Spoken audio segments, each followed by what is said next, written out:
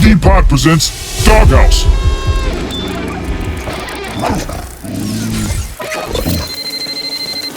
Listen, asshole! You listen, you little bitch. You hang up on me again, I'll cut you like a fish.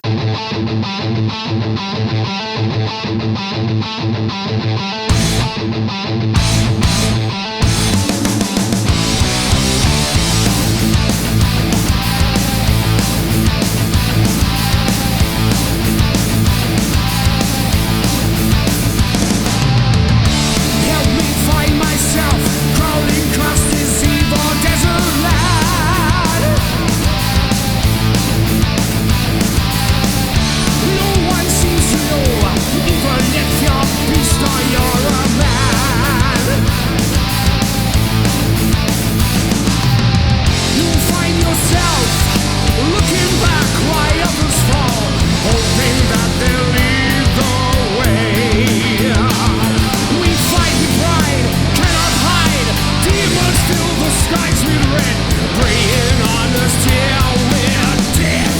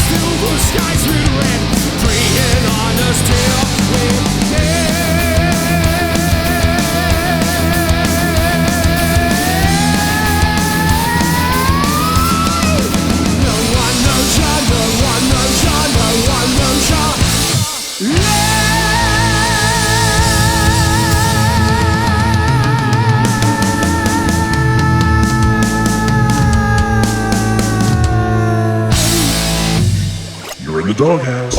The song you just ripped through your head was No One Knows Your Name by The Dead Can Wait. And in the Doghouse tonight is Steve, Ashley, and Andy with The Dead Can Wait. Hey. How the hell are you guys? We're good. We're good. Yeah. We're good. It's good, dark good. over here. It's dark over here and raining, so it's okay. Yeah, I can relate, Andy. I can relate. So let's start off by taking a trip down memory lane. Tell us about the earlier days and the conversations that sparked the final formation that it is right now of The Dead Can Wait. I guess going right back, this band started out because of a Facebook group, and it was based around a pub in the town of Reading, where we all come from, called The Target. And somebody started this group called the People of the Target. And at one of the meetings, I was there, Mick was there, our other guitarist, and the previous drummer, Simon. And we decided, we just suggested, wouldn't it be a good idea to have a band of People of the Target? And we arranged a jam session, I guess we could call it. So there was Simon, Mick, myself, another bass player, and another vocalist. And we got together and we learned a few tracks, covers, and it went fine. And we thought, this could be something. And we had a couple of rehearsals, decided that it would be better to do original material than covers, and we started writing original songs. So that's the origins of the band, and it's probably 5-6 years ago now. I have to say that the Target was the most amazing rock venue in Reading. I think it probably closed in about 83, Steve, maybe something like that. Something like that. But we were down there in the mid to late 70s, and the Facebook group was just a group of people with great memories of those days, and people who have played there, people who have had a pint down there, and people who worked there. I was still at school then, so. So you're saying you're still in diapers or what? Not quite. Well, yeah, I think I'm the youngest. So, he is the baby of the band. I don't remember the Target because, I wasn't really around. Yeah. That sort of, Well, I was thinking that, looking at you, I was thinking, there's a big age difference right here. But you know what? Sometimes that's the best. You got experience and talent all put together. Yeah, absolutely. I have to put my hand up and say I'm the oldest one in the band. How old are you, Steve? I'm not saying. I've become clumsy in my old age. Anybody ever drop their phone in the toilet? There you go. I did, and after I did, I put my phone in a bag of rice. Anybody ever drop a bag of rice in the toilet? Hey, It's in the first number's a 6. Wow. And I should be retired, but I'm not. Oh, no. Look at Mick, okay, and look at Steve, Mick Jagger and Steven Tyler, and look at Keith Richards, dude. That fucker should be in a grave. I mean, he should be dead long time ago. I know that we may all be dead and gone. Keith will still be there with 5 cockroaches. Keith will go, I smoked your uncle. Did you know that?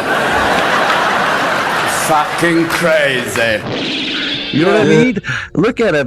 But they just keep rocking, dude. I mean, they still keep on putting on a performance that's unreal for the age they are. So to me, until the day I die, I'm going to keep doing what I do. I'm going to keep playing. I'm going to keep listening. I'm going to keep doing what I can do to be in the music. And because it's part of you. And that's the phenomenal thing, is that it never leaves you. It's always there with you, one form or another. It's always there. Absolutely right. I mean, some people have said to me, aren't you a bit old to be doing this now? And I say, I don't think so. My body will tell me when I can't do it anymore. And then that'll be the time. The sad thing, it's not the body so much, it's the freaking mind. I mean, and my band doesn't listen to this show, so fuck you anyway. School! Fuck all this bullshit! What the fuck? But they're just they're all mind fuck guys. They Fuck they go on the age, and it's like, are you guys serious? Are you really serious? You think you're that old? You can't pick up your guitar and grab a mic and play? It's sad, guys. It really is. And I had to say that because, again, they don't listen. And if you do, again, fuck you guys. You guys are lame. You know what I mean? So, but anyway, you guys had a bit of a roller coaster ride with the pandemic, and that was putting a pause on the things right after recording of your debut album. Absolutely. So how was that to get through that with, the morale of the band? How did you guys keep that drive, alive going forward at that time? Well, I think the short answer is that we didn't. At one point, we actually thought there would be no more The Dead Can Wait. But I think I still had it in my mind that at some point I would like to get it going, or at least get something else going that was similar to the band. But luckily, and it all happened this year, so it was a long time later, it all happened, it all clicked, came together again, and we managed to get the album finished and get it out. And then that's when Andy and Chris joined the band earlier on this year. So up until Christmas, last Christmas, there was no The Dead Can Wait. And then, do you remember when we met in the Good Companions, Andy? Was it January, February? Something like that? I think the first time we got together was, I think, April. So yeah, it would have been February, March, maybe.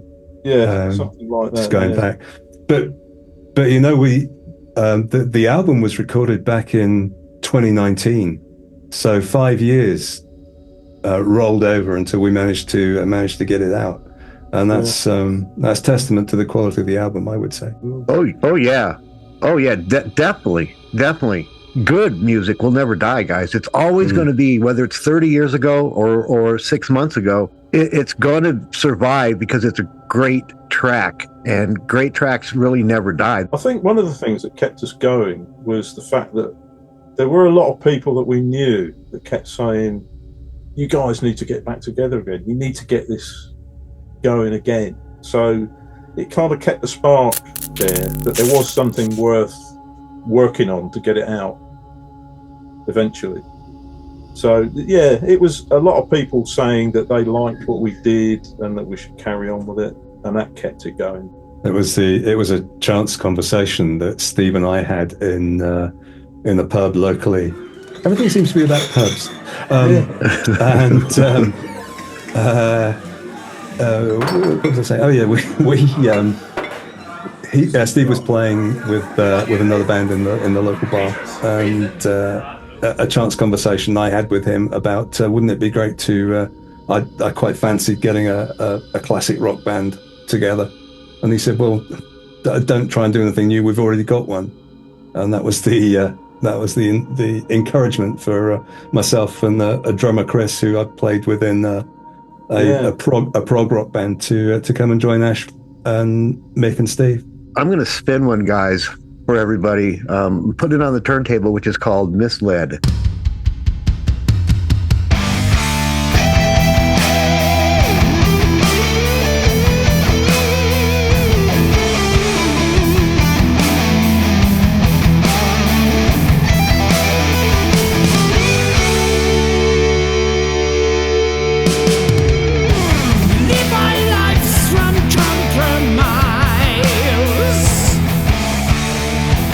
Feeding demons in disguise.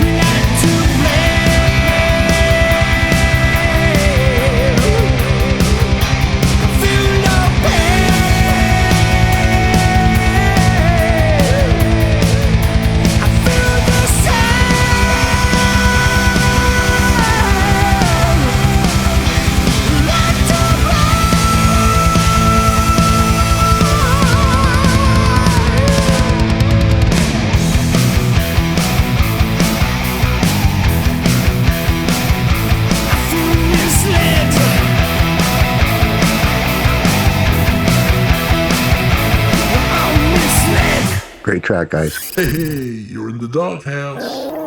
So, that was kind of my next question for you guys, and you guys have been talking a little bit about it. The band's lineup has changed, and, you did have Andy and Chris come in. So how do you think it played a vital role in the band's rebirth? With Andy and Chris coming in? Yes. Well, basically, it saved the band. It meant that the band could continue. And I actually tried a couple of times advertising for bass players and drummers, Singers. Message. well, yeah, at one point, yeah, because Singers. Message. but I couldn't get any interest. I couldn't get any interest at all. I advertised on musicians wanted, available Facebook groups. Any singers?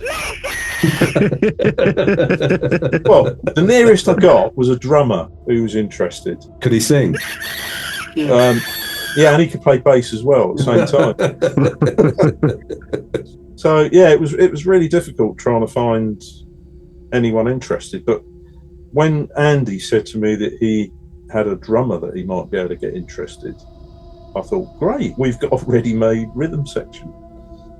That's great. And we already knew each other, so we got it back together. And it really clicks well, guys. You guys fit really, really well together. I want to tell you that. Thank you. And we've even got a few more tracks in development for the next album. That's if we're still alive. If we're all still alive. Yeah. And there isn't another pandemic or anything. Yeah. We didn't have antibacterial soap when I was a kid. No! The old germs killed the new germs! The track you played, Misled, that was, in fact, it is the only track on the album that Chris and myself have played on. All the others were recorded by the other guys back in 2019. So that was the one track that we recorded this year. It was a good track. It really was. I'm going to spin another good track for you guys, which is Second Time Around from The Dead Can Wait.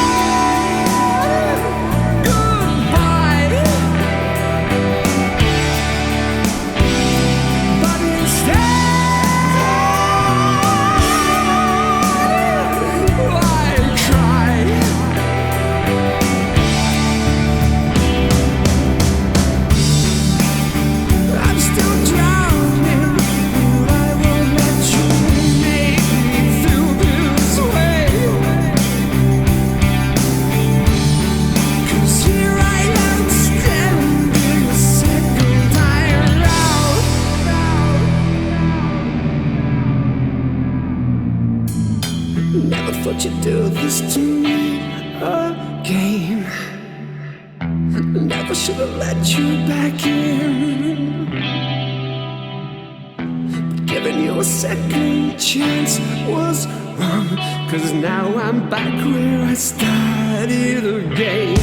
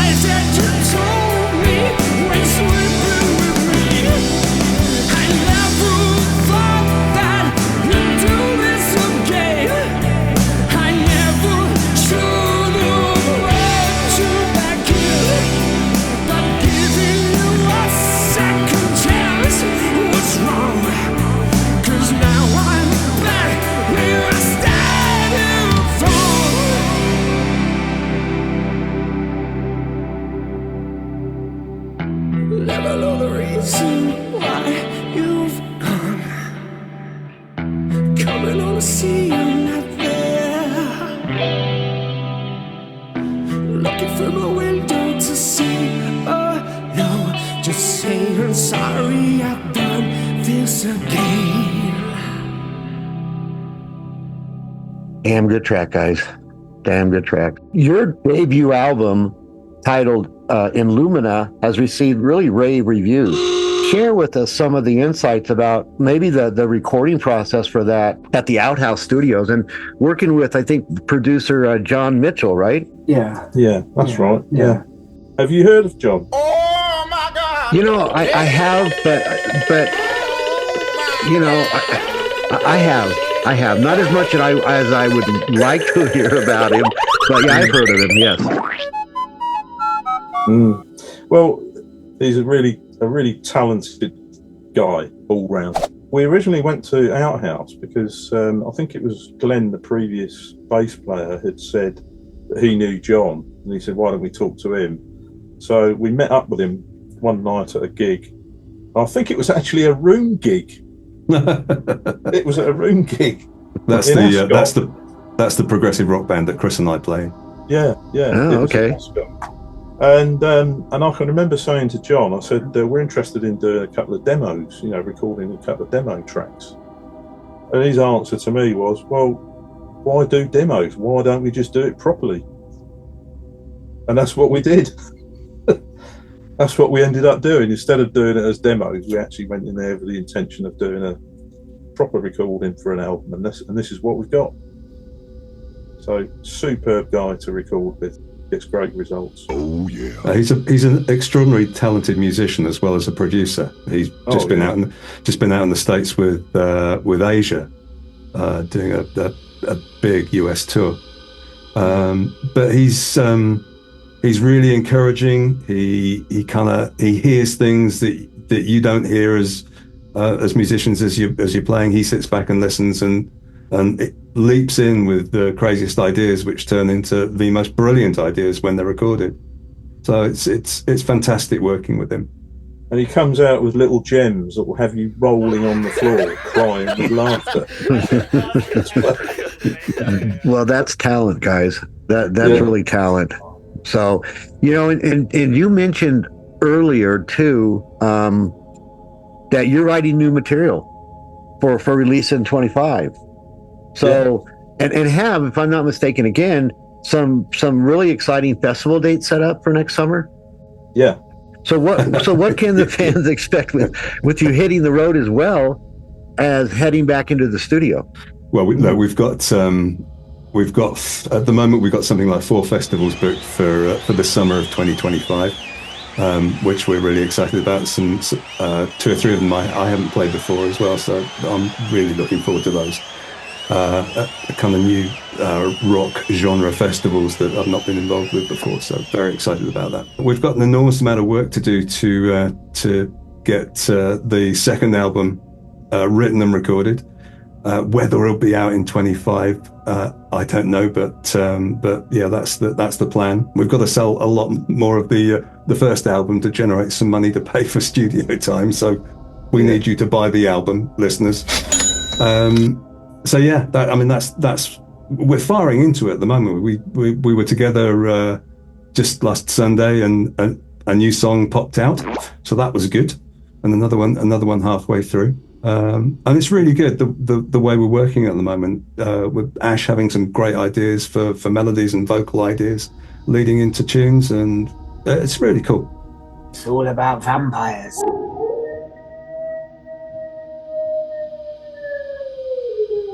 Listen to them, children of the night. What music they make. And the Hounds of Hell. Yeah, and Hounds of Hell, yeah. Which seem to keep cropping up in various songs. That could be a theme, Ash. It could be a concept album. You are in the doghouse. In my neighborhood, there's nothing but killings over there. I went out, I bought a waterbed. There was a guy at the bottom of it. Who writes most of the songs? I wouldn't say that there's any one writer. A lot of the songs start off from riffs, chord progressions.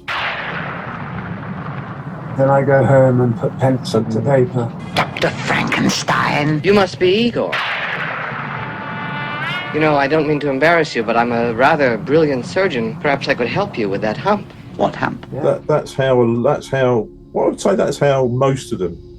The only 2 exceptions that I can think of are No One Knows Your Name, and I remember Mick coming to rehearsal one night and he said, I've got this idea for a track, and it was pretty much, most of it was pretty much all there. So there was that one, and then also Second Time Around, it was the same thing. Mick started playing the opening chords to that, and then we all joined in, and we ended up with Second Time Around. And I think that's how most of the tracks come about, by somebody playing a riff or a chord progression, and then everybody joins in, and we end up with a song. I think Misled came from something that Chris and I were doing, wasn't it? It was, yeah. Misled was you and Chris started playing that groove. Yeah. And then we added and chords. Things develop. But in essence, all the lyrics are they're all Ashley's.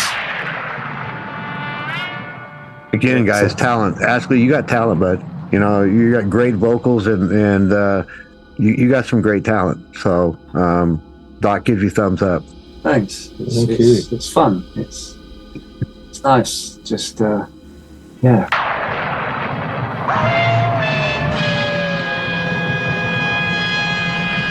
You do have an incredible range, mate. You really do. It just astounds me every time I hear you sing. Oh, thank you. Well, I was gonna say, for somebody that sings like you don't say a lot, do you? You just sit there and fucking, just stare. It's like, so you're grabbing your nuts again. I'm just looking at your outfit. It's so cool. You know what I mean? You need someone like you in a band. I keep persuading the drummer to wear a top hat, but that jacket is that's just brilliant, mate. And the mask, it's just Well, thank you. A little bit like Ghost. It's brilliant. I mean, that is. The band Ghost. I'd wear that. I would seriously go on stage with what you're wearing. But what would you do with the microphone? You'd have to rummage around underneath and find your way to your gob. Yeah, this keeps you from doing a lot of things because it covers your mouth. And so you'd have to have it like stuck in the beak here. Nobody gives a shit. Have that little mic stuck in there, but My great aunt Jennifer ate a whole box of candy every day of her life. She lived to be 102, and when she'd been dead 3 days, she looked better than you do now. couldn't do anything else. Just, but it's good. This is the Doc. This is who I've been, and I always will be. So thank you. I appreciate the compliments. You need to shut the fuck up. So I'm gonna throw a great big compliment out for everybody. This is my spinning my last one for you guys here from The Dead Can Wait. Is The Dead Can Wait.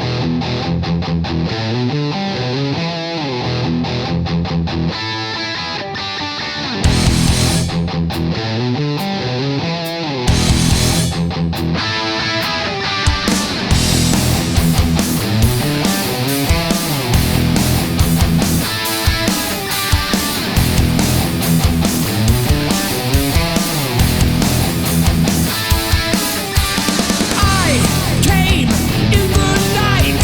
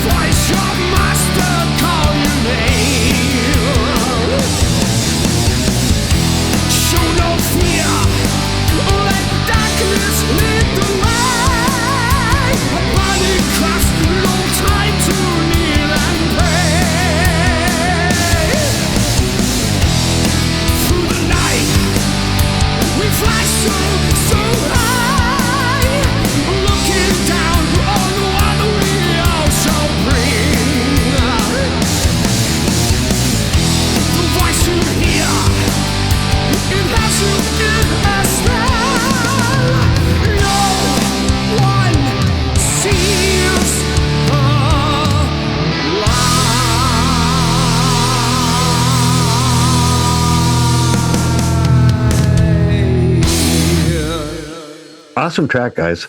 That was an awesome track. It's about vampires.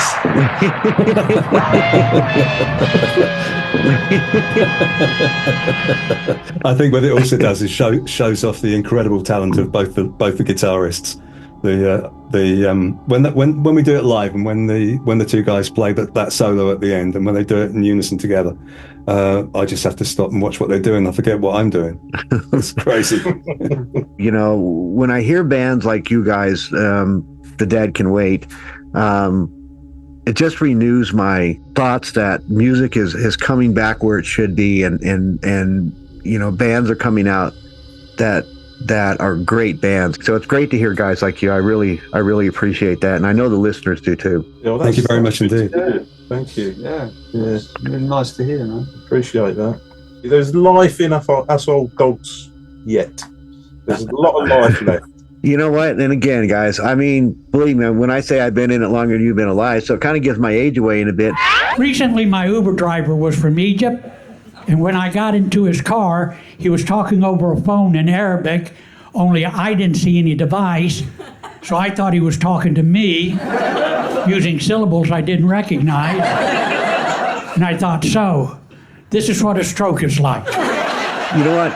In my mind, in my head, in my body, which my mind controls my body, I'm not that age. You know what I mean? I don't feel it. I still have that love of music, which I know you guys do. You know, the older ones. That's why you're doing it. That's why you guys got back together. It was meant to be, and it happened. But music, like I said earlier, it never leaves us. It never leaves us, guys. You know, whether I'm playing, which I haven't been because my guys are assholes, or I'm on doing these interviews. I'm still in music, see, and I'm still happy. And I think as long as we keep ourselves involved in music, one way or the other, guys, we keep that fire alive. Because if it burns out, dude, we're gone. That's well said. We're dead. Well said, man. Well said. You know, so, and Ashley, that's a good lesson for you, you little pup. You know, learn that. But, you know, I mean, you got a long road ahead of you, dude. You really do. And not a hard road, but a long road of music. And that's going to be phenomenal for you. So, thumbs up again, guys. You guys are phenomenal. So, giving that said, tell us where we can find the information of where to find your music, your album, how to buy it, anything coming up, your festival dates, you know, where they're at, because, you know, we broadcast all over. So fans that are in your area, dude, they'll come and see you. They'll come and check you out. So give us that info. Okay. Let me do this then. So you can find us on the internet at thedeadcanwait.band. You can find us on Facebook at Facebook, The Dead Can Wait. You can find us on Instagram, thedeadcanwait.band. You can find us on YouTube. Guess what? The Dead Can Wait. That's where you can find us. And you can buy our album on the website, thedeadcanwait.band. And you can also find the tour dates on there as well. And if you're listening in the Reading area in the UK, then you can come and see us at the Purple Turtle in Reading sometime in February. Date to be announced very, very soon. I think isn't the date fixed? Isn't it the 27th? It hasn't been announced yet, but it might be the 27th. Might be the 27th. All right, guys, there you go. You know where to find them, guys. And these are a great band, man. Come check them out. Find them. Go see them if you have the opportunity. We'll help post where they're going to be, when they're going to be, so on and so forth. So look for them, guys. They're phenomenal. Thank you. So the Doc wants to give a big thank you, guys, to Steve, Ashley, and Andy from The Dead Can Wait for joining him. It's been good, guys. It's been a really great interview and a great talk. So I want to say thank you very much. Thank you. Thank you for having us. Yeah. Thanks for having us. It's been amazing. We appreciate it. Oh, you're welcome, guys. It's my pleasure. And the Doc also wants to give big thanks and big shout outs to MD Pod Hub, my producer, Magpie Sally, Matt R., and Dogbone Studio. So the Doc will be back next week. And so in the meantime, guys, be kind to one another. And, you know, always keep on rocking. Yeah. From the Doghouse, Steve, Ashley, and Andy, we're out of here. Take care. Bye. Yeah. Yeah. It's about vampires.